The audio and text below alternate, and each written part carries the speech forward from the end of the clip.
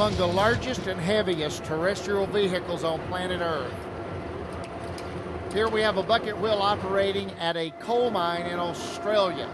Notice how big the bucket wheel is by comparing the operator in the cab to the left of the wheel. These bucket wheels have been around since the early 1920s, but have recently gotten improved productivity by adding 3D machine control. Here we see a GNSS receiver antenna and a centroid point of the bucket wheel and a second one located out the boom above the arm that the actual wheel is on.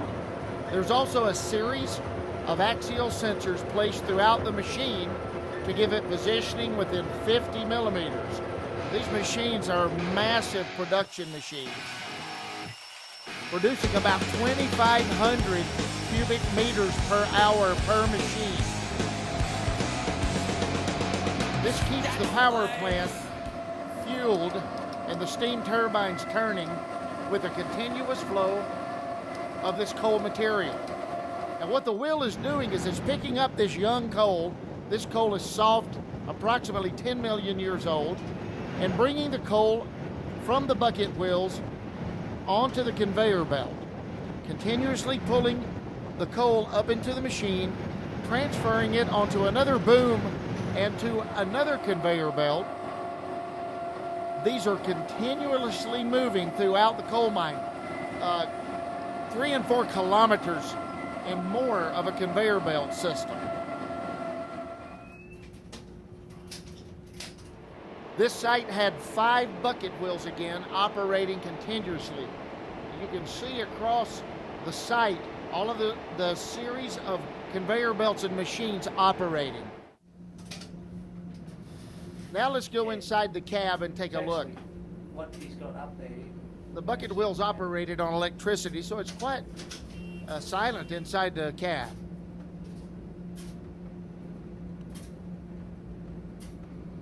Now all of the data from the GNSS receivers, the axial sensors, even the conveyor belts via PLC are fed into a computer, and as we see on the screen here, the operator can constantly monitor cut and fill.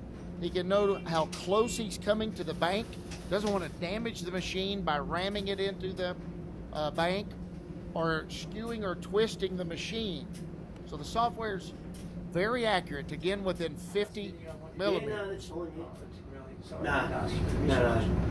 So I was just joking before, about doing the hair. Yeah, well, I've got the code for you. Yeah, thanks, mate. Well, I've got hair on my back. So this is the productivity by a couple of hours there. You got time and ton. Yeah. Yeah. That's bank cubic meters. And that's being reported from productivity tools back to the machine so that the operator can check. Yeah.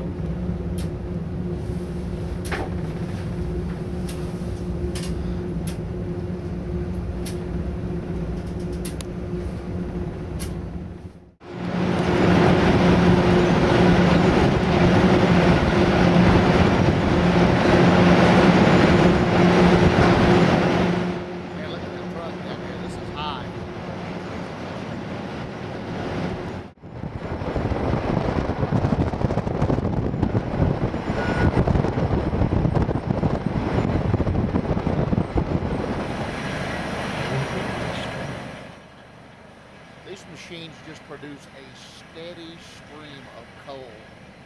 It's quite an amazing manufacturing operation.